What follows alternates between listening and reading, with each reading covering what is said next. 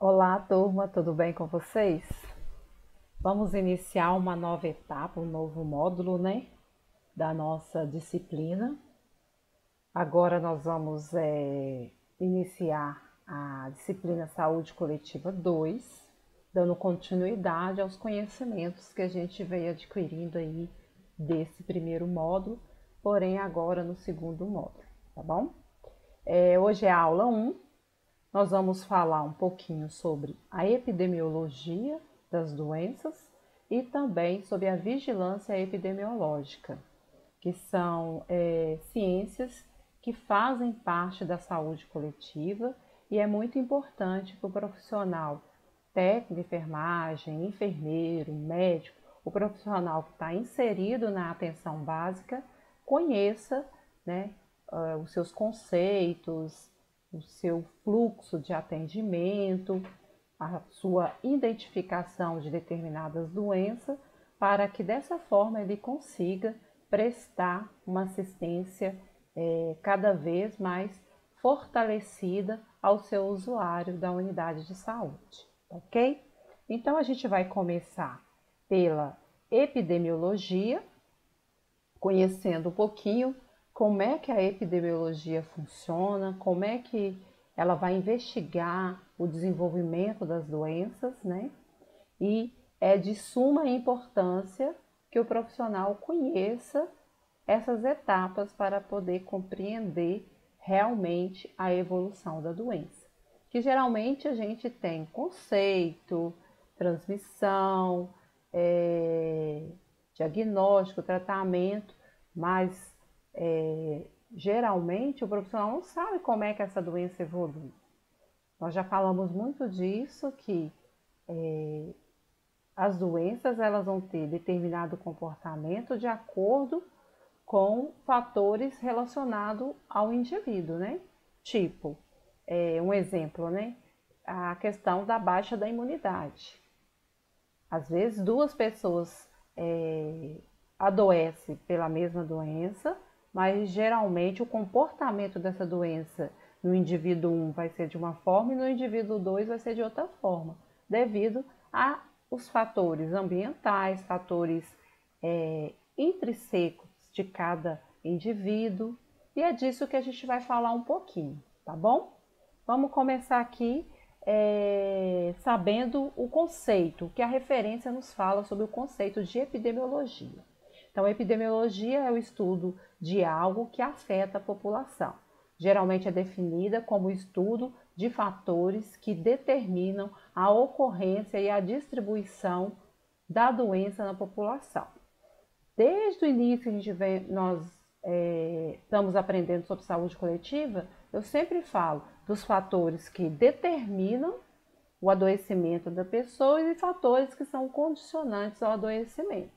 Então, o desenvolvimento, a evolução de qualquer doença vai estar ligada aos fatores que vão determinar o adoecimento das pessoas e fatores que vão condicionar o adoecimento do indivíduo, tá ok? Então, aqui nesse primeiro slide, está bem claro, acredito que esteja bem claro, que é o estudo de algo que vai afetar a população. No nosso caso aqui, que nós somos da área da saúde, então é o estudo de doenças que vão afetar a população de uma forma geral.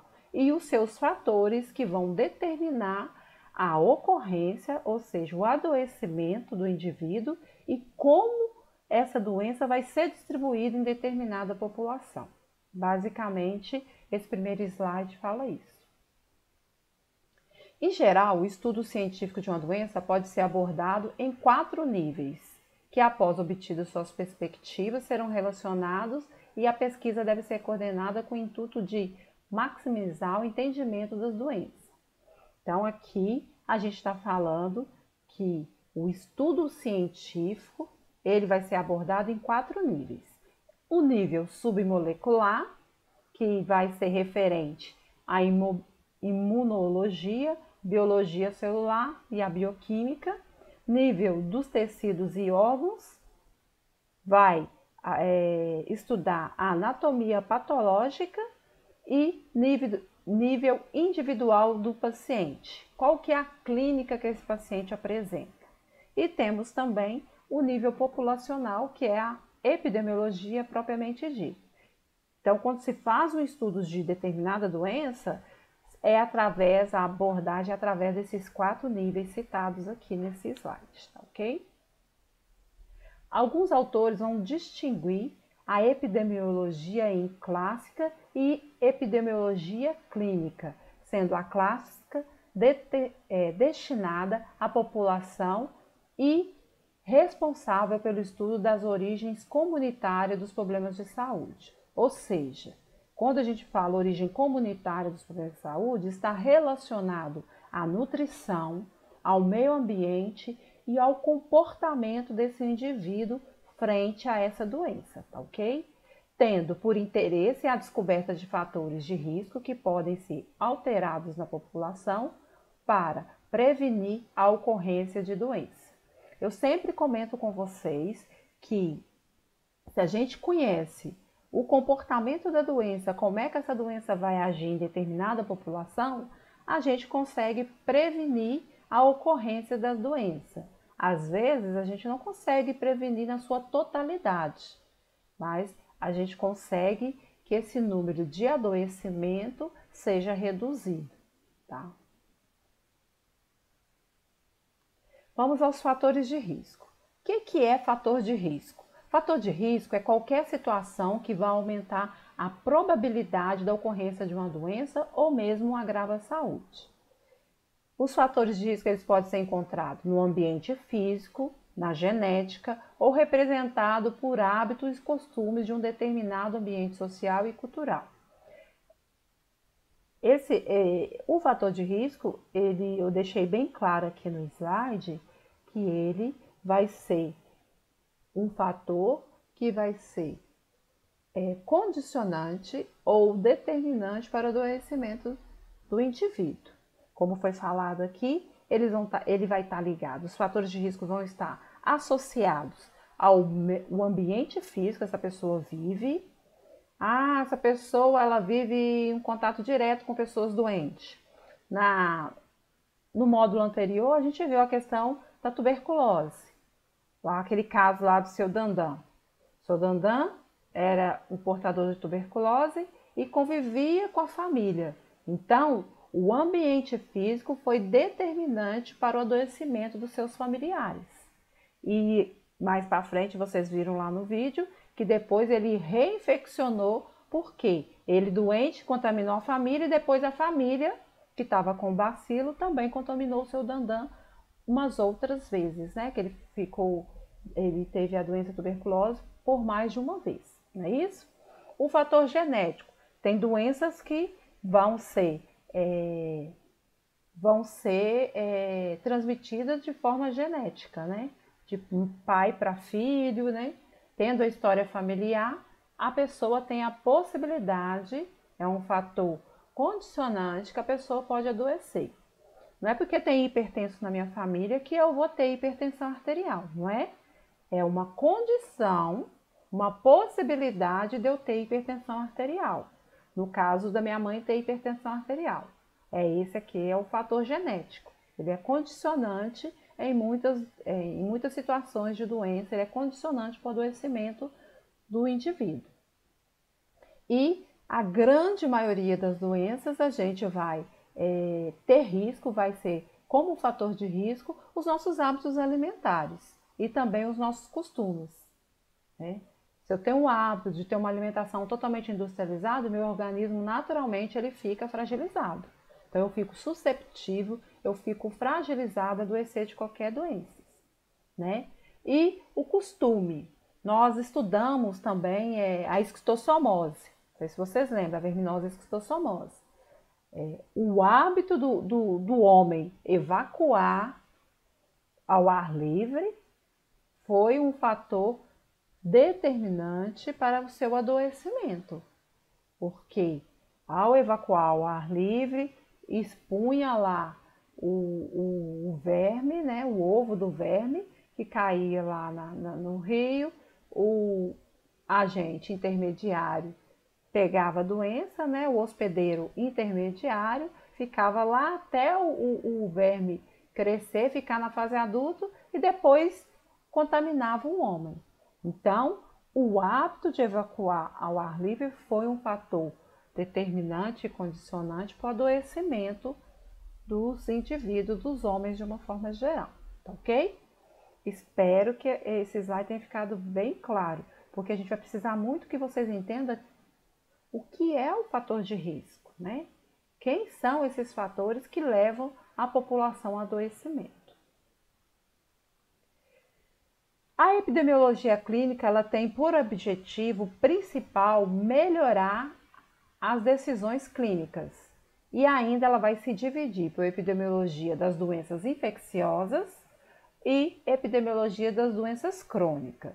Então, como o próprio nome disse aqui, epidemiologia clínica, ela vai investigar a clínica do paciente, as manifestações, o que o paciente está sentindo, quais sinais e sintomas que o paciente está apresentando. Conforme os sinais e sintomas que ele apresentar, que ele relatar, ele vai ter doenças infecciosas ou doenças crônicas, né? Então, a epidemiologia clínica ela é dividida nessas duas epidemiologias aqui, das doenças infecciosas e das doenças crônicas, tá bom? Vamos falar um pouquinho da história natural da doença. A história natural da doença é a evolução da doença na ausência de intervenção médica ou de saúde pública. Então, a história natural, a doença ela vai evoluir caso não tenha a intervenção médica ou a intervenção da saúde pública, né?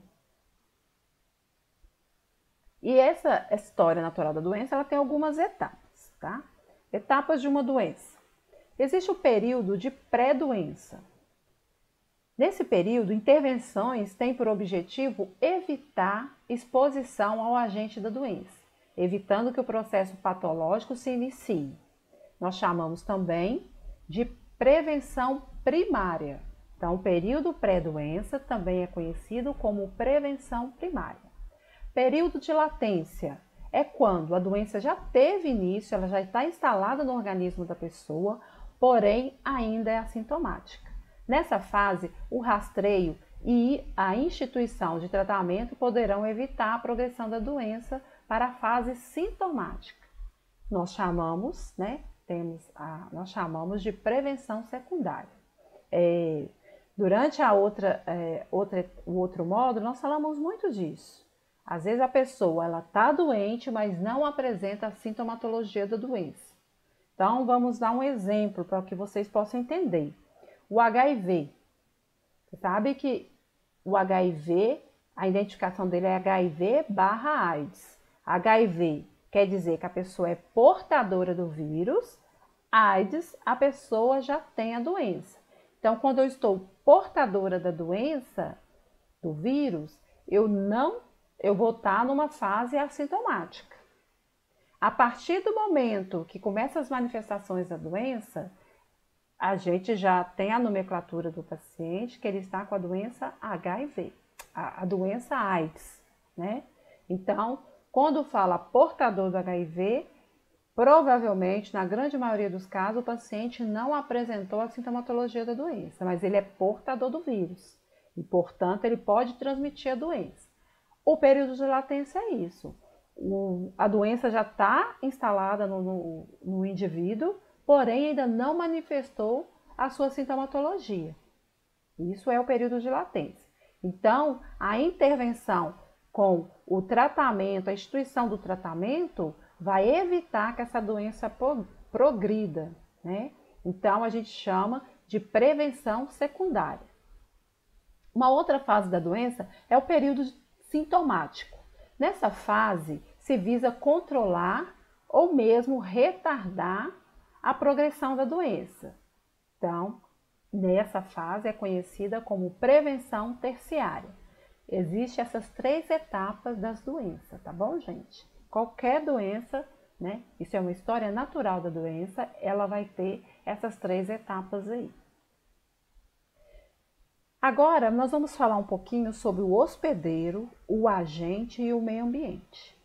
Muitas das vezes, o aluno ele confunde muito, que nós temos o hospedeiro, que vai ser o reservatório da doença, o agente, quem causa a doença, e o meio ambiente. O meio ambiente é o ambiente que vai ser propício para o adoecimento da população. Tá bom? Vamos ver um pouquinho o que a literatura fala e depois eu vou dando uns exemplos para vocês. Geralmente se estuda as causas de uma doença através de uma tríade de fatores que é o hospedeiro, o agente e o meio ambiente. E em algumas doenças se adiciona um quarto fator chamado vetor. Tomando por base o sarampo, seu hospedeiro é o homem susceptível à infecção, seu agente é o vírus e o meio ambiente é quem possibilitará que indivíduos tenham contato com pessoas infectadas. Então vamos entender aqui. Então, na doença como o sarampo, o hospedeiro é o homem susceptível. O que eu quis dizer com isso? É o indivíduo que não foi devidamente vacinado. Então, ele está susceptível a adoecer pelo sarampo.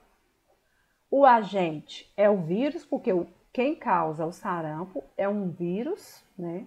E o meio ambiente é o contato com pessoas infectadas pelo vírus do sarampo. Essa é a tríade da doença do sarampo, ok? Os fatores próprios do hospedeiro são responsáveis pela capacidade do indivíduo de se defender das agressões do agente. A resistência do indivíduo irá depender do seu genótipo, estado nutricional, sistema imune e hábitos sociais.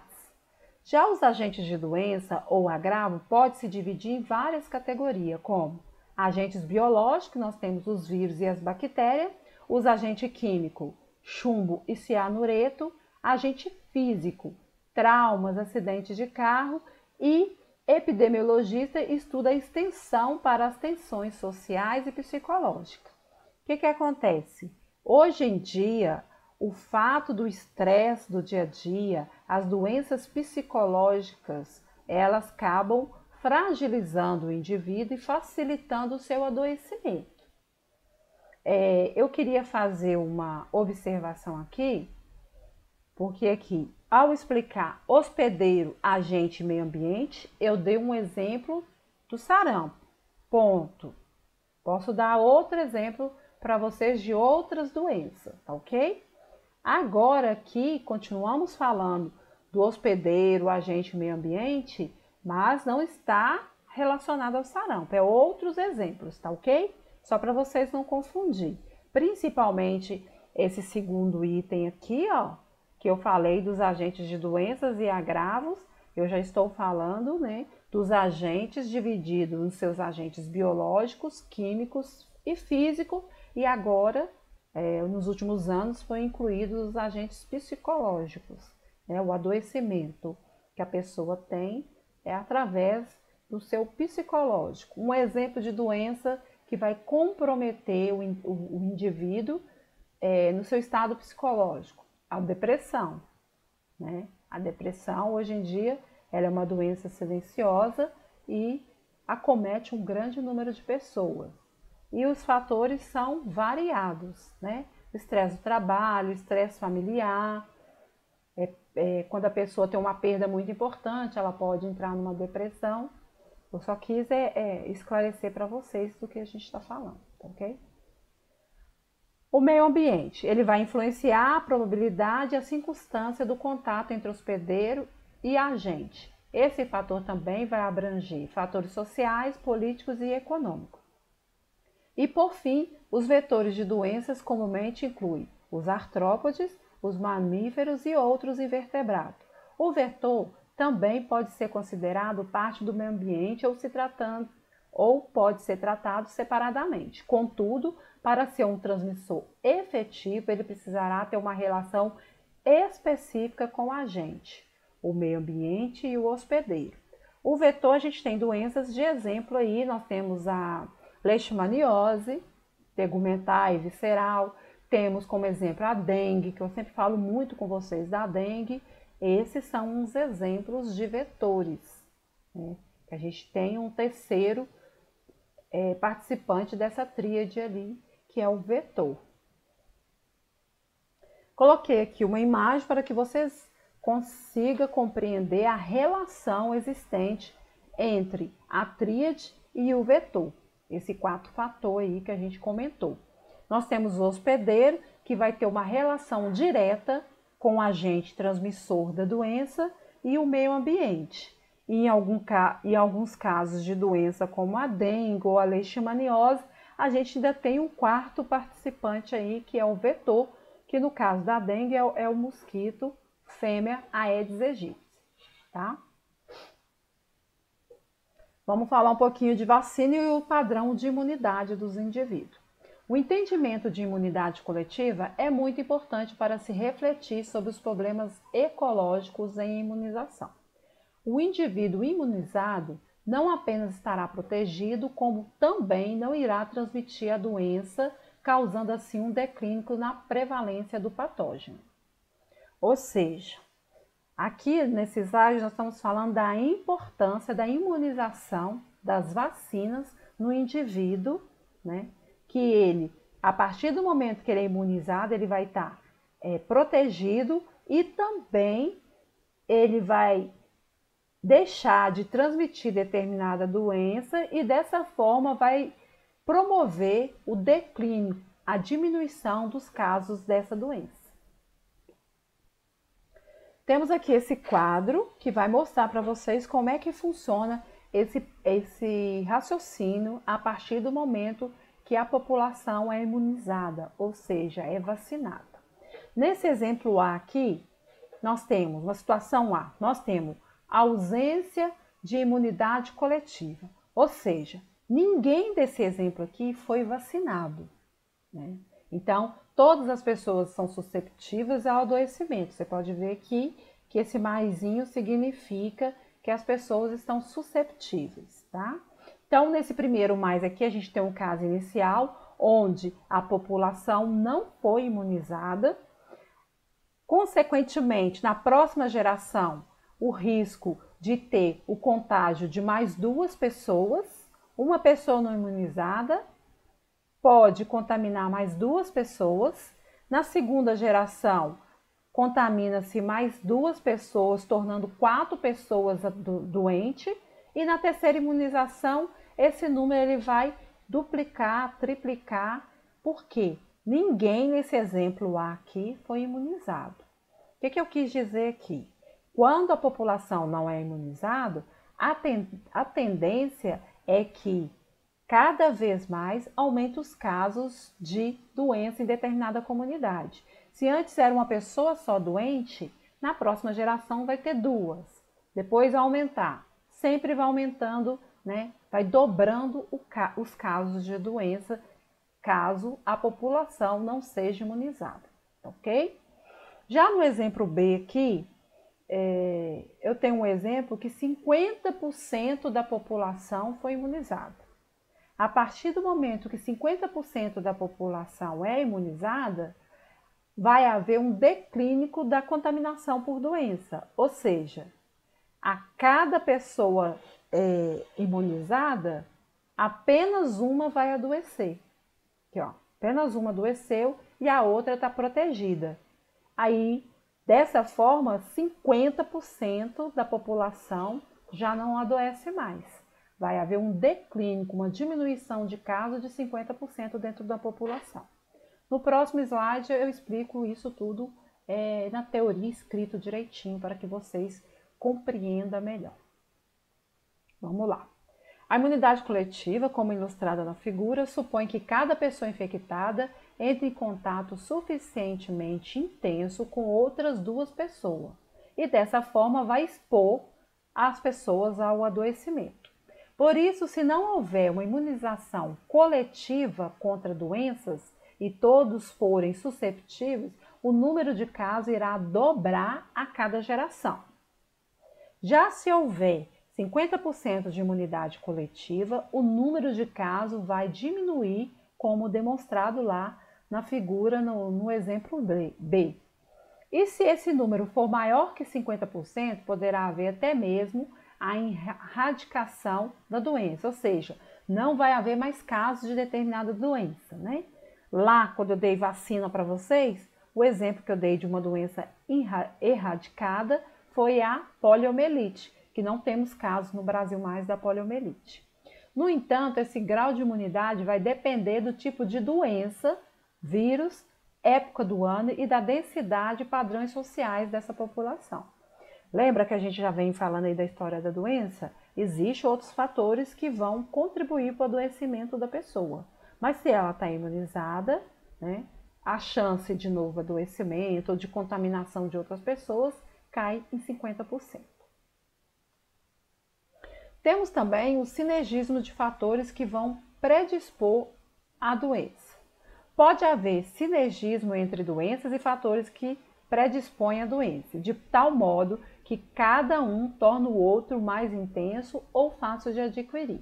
Por exemplo, as doenças sexualmente transmissíveis que produzem feridas abertas irão predispor o adoecimento pelo HIV.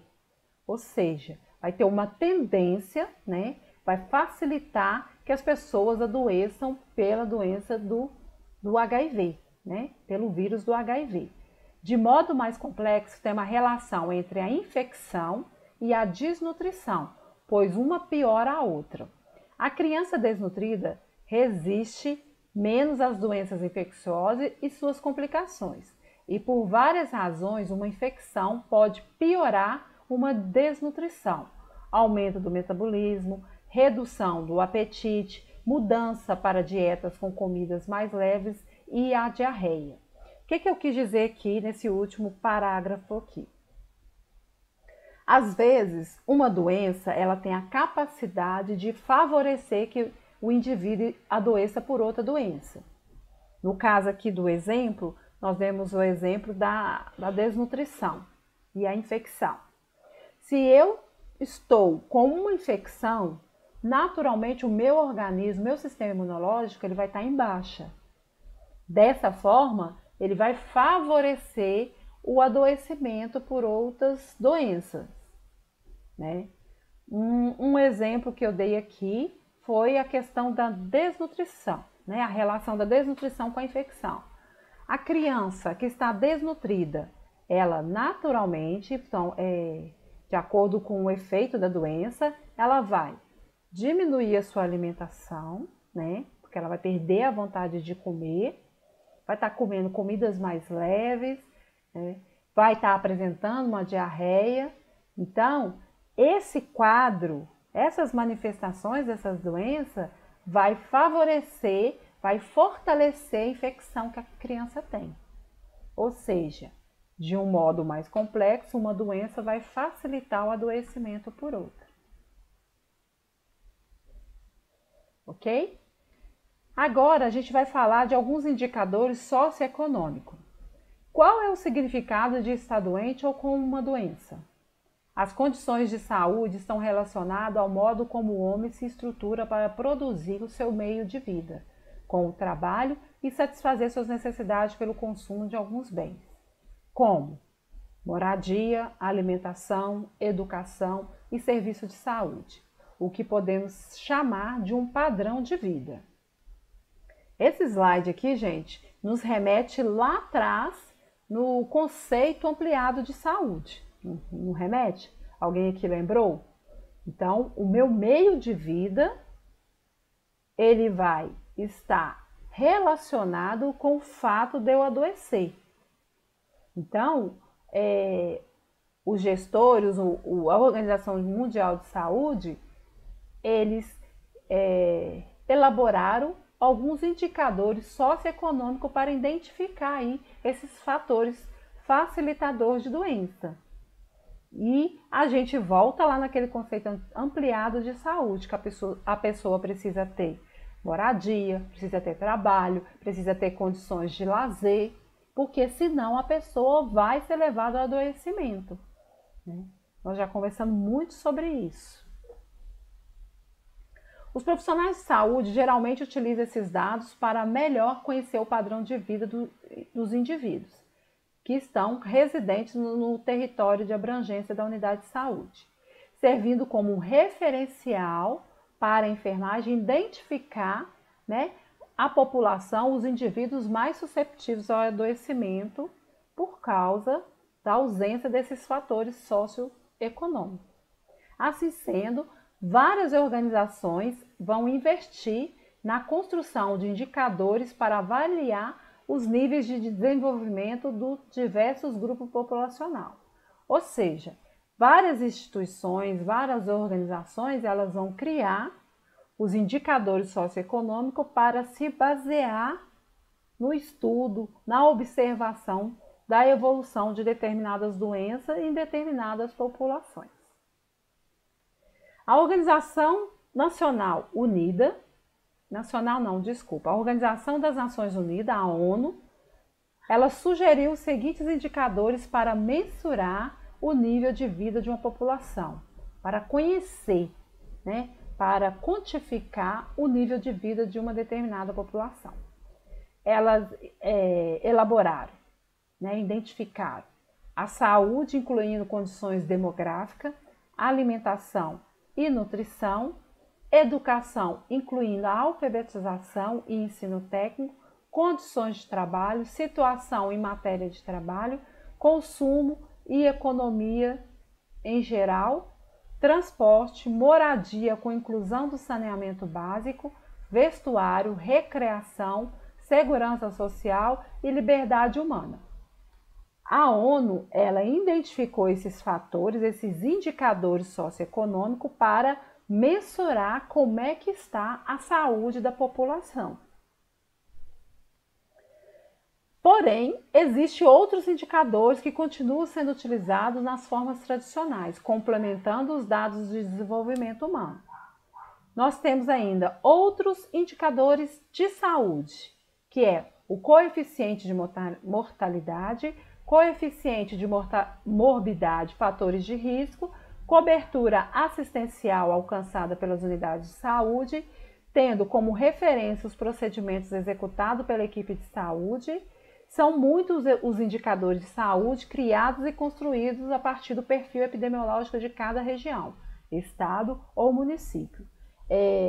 Esse slide aqui que eu coloquei com os indicadores, ele é muito importante, que a partir do momento que a gente conhece o modo de vida da população, a gente consegue medir a capacidade de adoecimento das pessoas.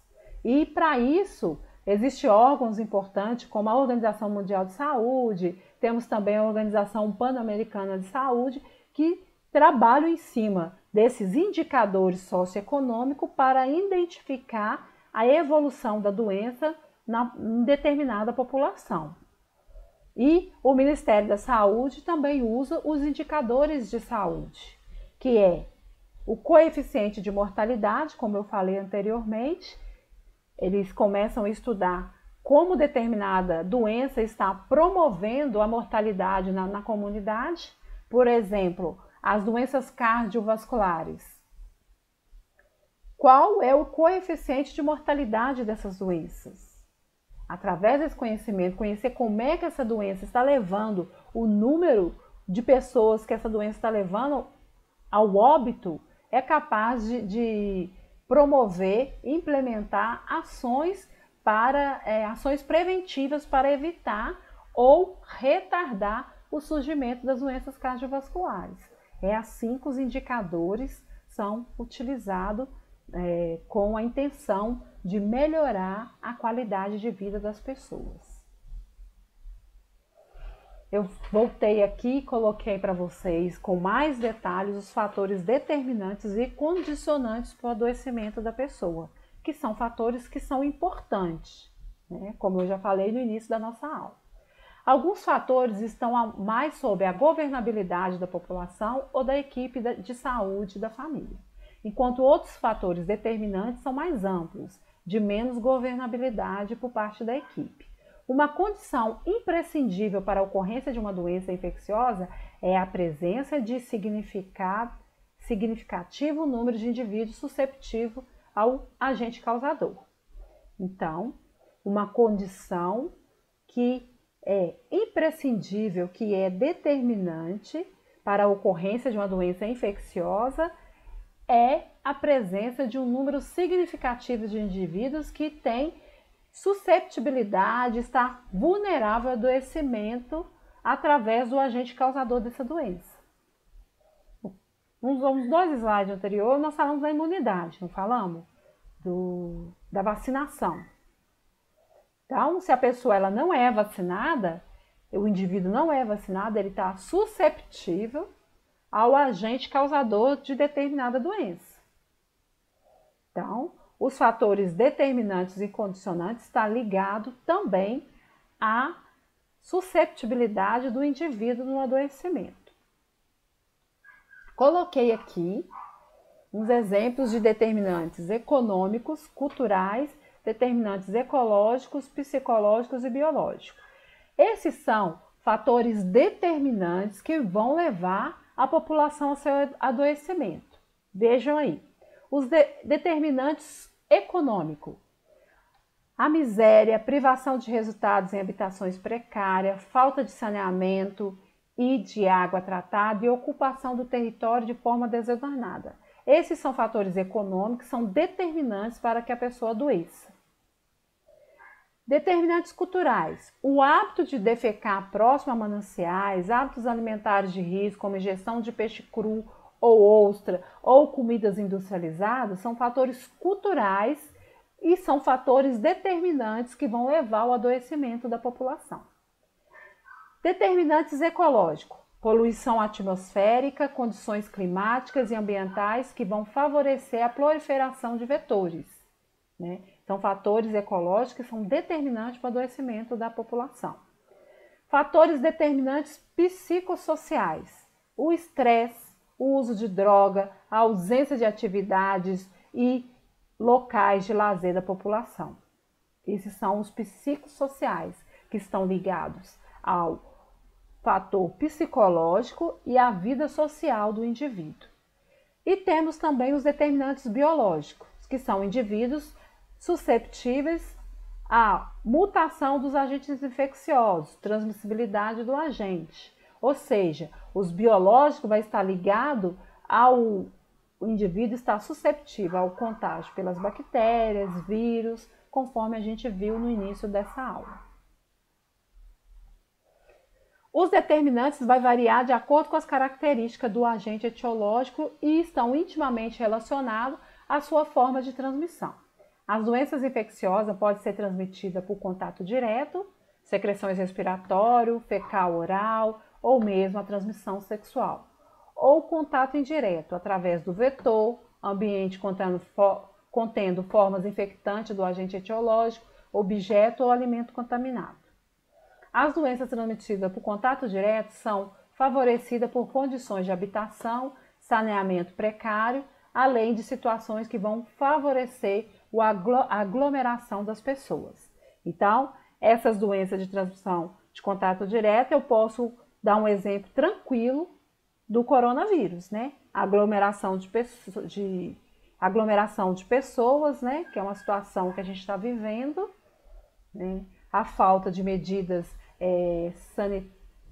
de saneamentos básicos, que leva a gente a pensar a higienização das mãos das pessoas, que agora está em alta, mas normalmente as pessoas não têm o hábito de lavar a mão. Então, os fatores determinantes condicionantes, eles estão ligados a qualquer tipo de doença. Isso tem que ficar bem claro para vocês. A transmissão sexual é favorecida pela falta de informação e por barreiras culturais, como por exemplo a resistência ao uso do preservativo. As doenças transmitidas por contato indireto, entre as quais se inclui as transmitidas por vetor, requer a existência de um ambiente favorável para a replicação de mosquito ou carrapato. A maioria dos vetores se reproduz bem em regiões com clima quente e úmido, mas enquanto alguns utilizam água limpa parada para sua reprodução, né?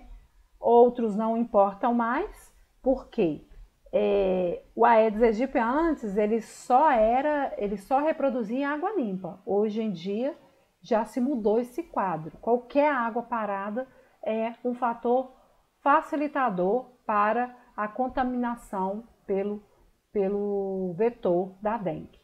Outros se produzem através de matéria orgânica, sendo favorecido pelo acúmulo de lixo ou fezes de animais na região do periodomicílio. Nós temos o exemplo dos vetores lutisomia, vetor da leishmaniose visceral.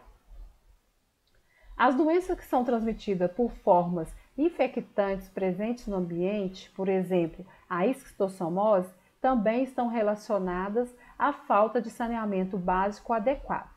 Nos dias atuais, a globalização constitui outro determinante importante, resultado do intenso fluxo de pessoas e alimento por todo o mundo.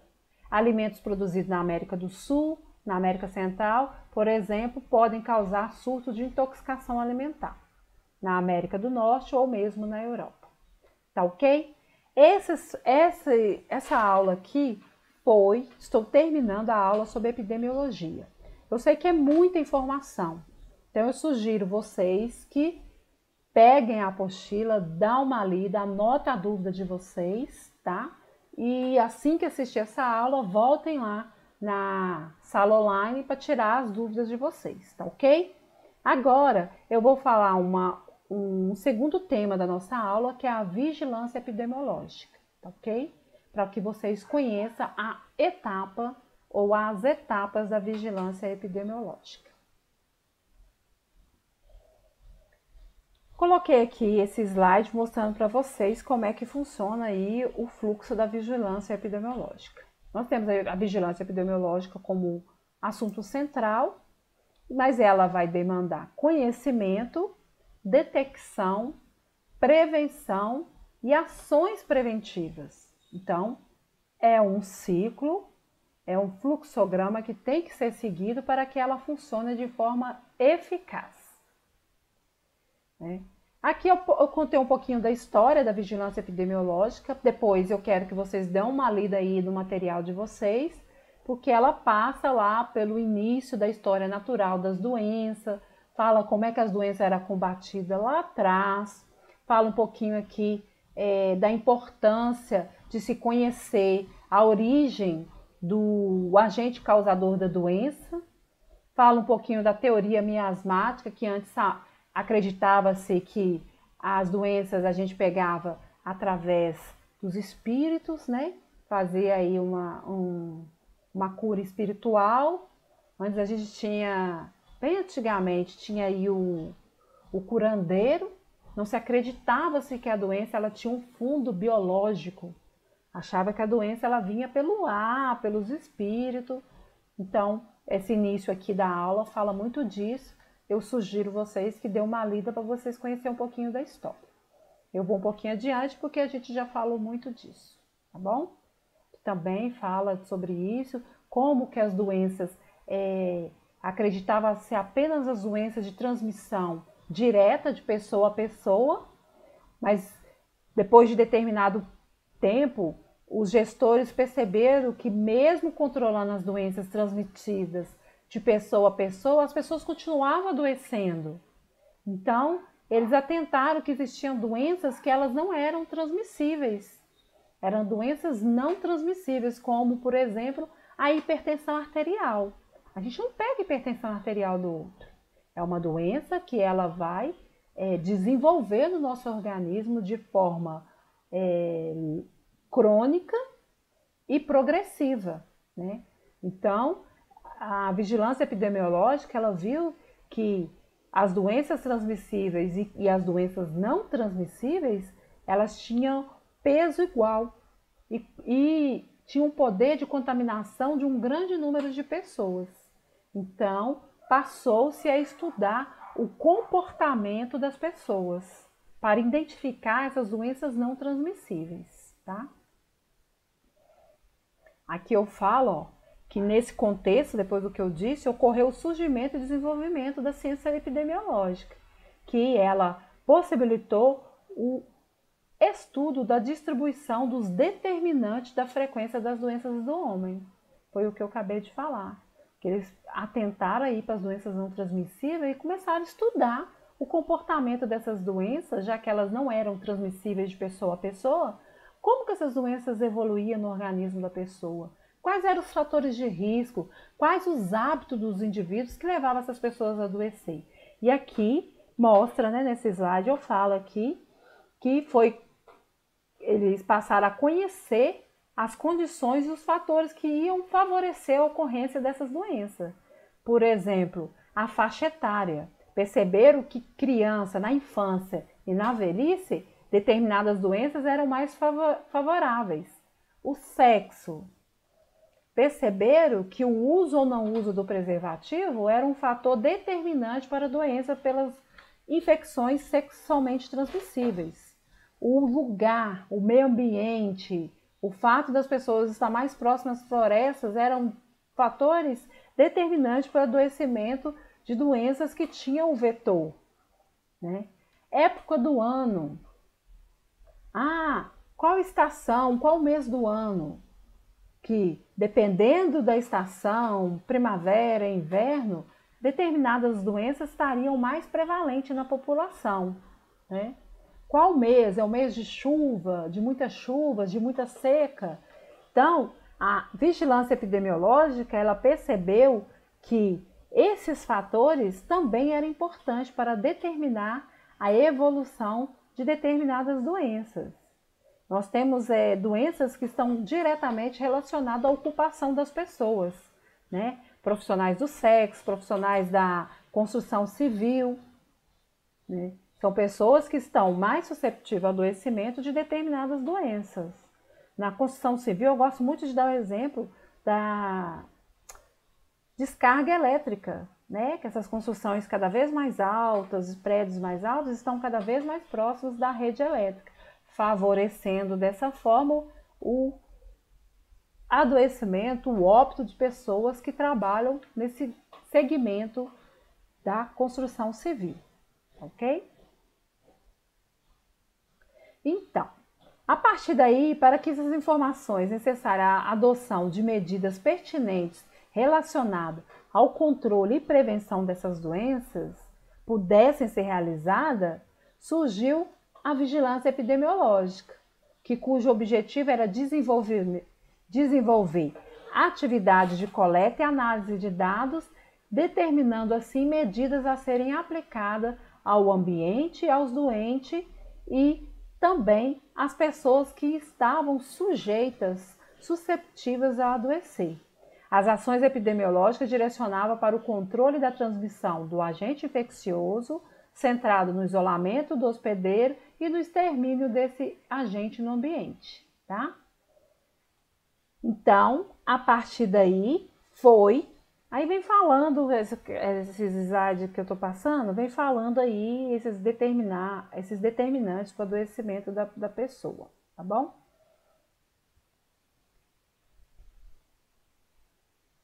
A partir daí, de conhecer esse comportamento das doenças, a vigilância epidemiológica, ela viu a necessidade de se criar etapas para direcionar ações que vinham a evitar o adoecimento das pessoas. Olha aqui que esse slide está falando.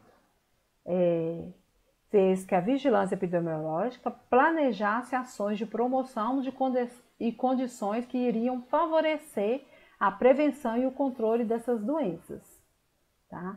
Então, buscou-se parceria com as pessoas, os órgãos responsáveis pelo saneamento, pelo transporte, pela segurança, o trabalho, a agricultura, a habitação e educação.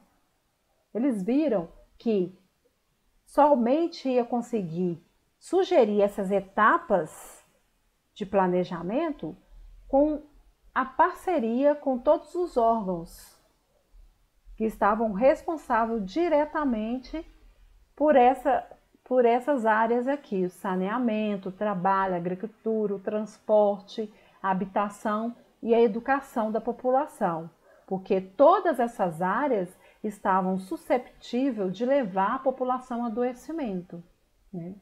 Então, dessa forma, criou-se as etapas da vigilância epidemiológica. Vamos falar aqui a definição da vigilância epidemiológica, eu ainda não falei. A vigilância epidemiológica é um serviço que vai reunir um conjunto de ações que vai permitir acompanhar a evolução das doenças na população. Ela funciona como um termômetro, um indicador de que ações devem ser priorizadas no planejamento da ação em saúde. Entretanto, para que a vigilância epidemiológica possa propor essas ações de prevenção e controle a partir do estudo do comportamento das doenças, é importante que as pessoas sigam, os profissionais da saúde sigam algumas etapas. Vamos às etapas. A primeira etapa é a coleta de dados, que vai consistir em buscar junto às fontes de dados. Quem são as fontes de dados? A população, a imprensa, o serviço de saúde, as escolas, creches, presídios e também as indústrias. As informações necessárias que possam colaborar com a identificação de situações de risco. Os dados podem ser agrupados como demográficos e ambientais, de morbidade e mortalidade. As informações obtidas sobre casos de doenças, agravos e epidemias devem ser consideradas somente após a prévia investigação para confirmar ou descartar o caso, pois muitas vezes sua divulgação, além de assustar a população, tem origem duvidosa. Então, desse slide aqui de coleta de dados, o importante que vocês assimilem que a coleta de dados ela é feita buscando informações na sua fonte, buscando informação com a população, com a imprensa, com o serviço de saúde, com as escolas, com os presídios e as indústrias. Por quê? É lá que se concentra um grande número da população, ok? E também que esses dados eles vão ser agrupados como demográfico-ambientais, de morbidade e mortalidade, tá ok? Outra etapa da vigilância epidemiológica é o processamento de dados. Significa reunir todos os dados coletados e agrupá-los de acordo com seu grau de importância e relevância. As informações são organizadas em gráficos, quadros e tabelas para permitir uma melhor visualização dos problemas e seus determinantes. Geralmente são ordenadas em ordem de ocorrência, separadas por mês, bairro de moradia do doente, unidade que notificou a suspeita de caso e a região do município, estado ou país. Desta forma é feito o processamento de dados. A próxima etapa é a análise de dados. Eu já coletei, eu já processei esses dados, agora eu vou analisar esses dados. Essa análise de dados, ela busca interpretar as informações coletadas, procurando estabelecer as relações causais. Sua realização permite que os responsáveis pela vigilância epidemiológica relacionem os determinantes de doenças e agravos. Por exemplo, ao se estudar o período de maior registro de doentes com câncer de pele, estabeleceu-se que a relação com o verão, época em que as pessoas permanecem mais tempo expostas ao sol, e com as profissões para o seu desempenho, exigem a exposição forte ao sol. Exemplo de profissão, os lavradores e os vendedores ambulantes de praia, entre outras profissões que vão deixar a população exposta. Outra etapa da vigilância epidemiológica, a recomendação de medida de controle e prevenção. Essas recomendações ela aponta para a precaução, que podem ser recomendadas no controle e prevenção da ocorrência da doença. Por exemplo, as campanhas de vacinação, as campanhas de educação. As campanhas educativas são disseminadas pela televisão, na escola. A campanha de controle do diabetes, por exemplo, são medidas empregadas com este fim. Uma dica para vocês para poder identificar quando é uma recomendação de medida de controle é quando há uma ação a nível nacional. Quando há uma ação recomendada pelo poder, pela esfera federal, no caso aqui a vigilância epidemiológica a nível federal, ok? Temos também a etapa de promoção das ações e controles de prevenção.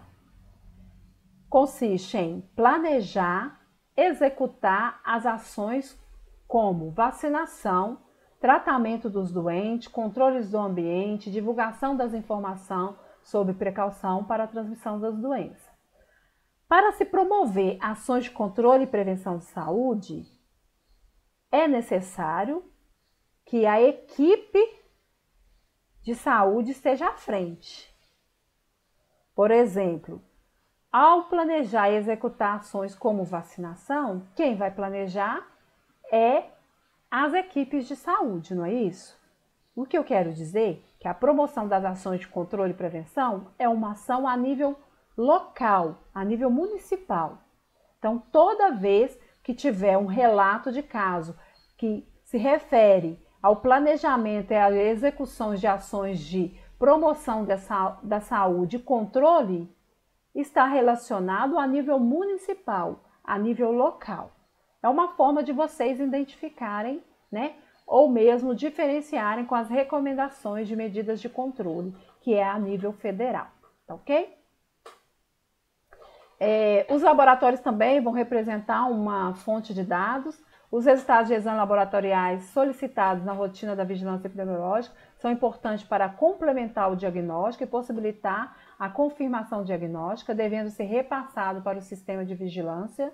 No caso do teste do HIV, os laboratórios não repassam seus resultados ao serviço de saúde por estar impedidos em razão do sigilo profissional ao qual estão sujeitos.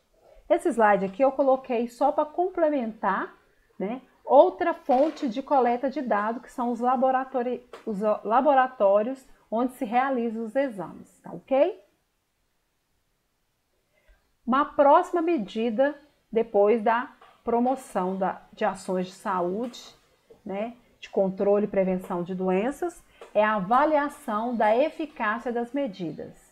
Ou seja, é a análise dos resultados das ações, visando identificar se as metas propostas foram alcançadas e avaliar seu impacto na saúde coletiva, por meio dos indicadores de saúde, como, por exemplo, o Programa Saúde da Família planeja atender um quantitativo de famílias em determinado território, em um dado período. Ao final do prazo estipulado, a equipe da Estratégia Saúde da Família deve avaliar se conseguiu ou não atingir a meta proposta e que fatores foram responsáveis para o alcance ou não da meta proposta, tá ok?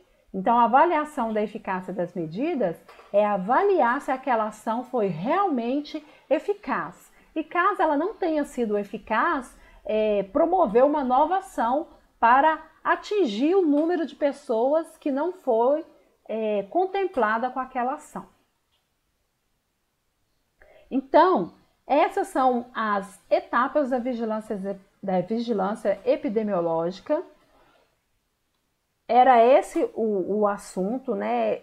Os tópicos da vigilância epidemiológica eu queria passar para vocês. Vou deixar um exercício inicial para vocês lá na aba atividade, lá no Classroom, né? Na sala online, para que vocês comecem a compreender. E na nossa próxima aula, eu vou fazer uma live para tirar dúvida, fazer exercício com vocês, para que isso fixe na cabeça de vocês, já que esse tema ele tem uma importância muito grande na prestação de serviço na atenção básica, tá ok? Sugiro a vocês que dê uma lida na apostila para que vocês fixem esse conteúdo e a partir daí nós vamos fazer uns exercícios para fixar. E por hoje é só. Espero que vocês tenham compreendido. Caso não compreendam, eu estarei na sala online para tirar as dúvidas de vocês, tá ok? Obrigada pela presença de vocês e até a próxima aula. Tchau, tchau!